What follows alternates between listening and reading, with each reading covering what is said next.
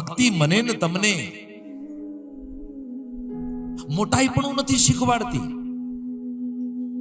નાનપ શીખવાડે છે. નાના બની જાઓ, નાના બનવામાં મજા હશે. હનુમાનજી મહારાજને યાદ કરો.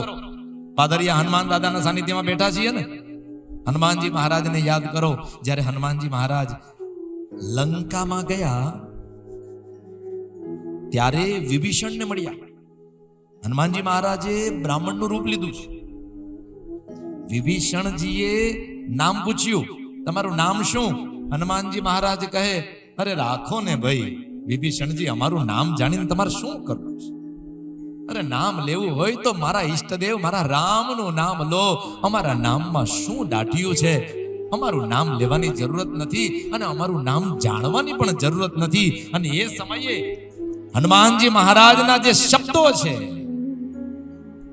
હે વિભીષણ, અમારું નામ તો એવું છે કે જે લોકો અમારું નામ લે ને એની હવાર બગડી જાય.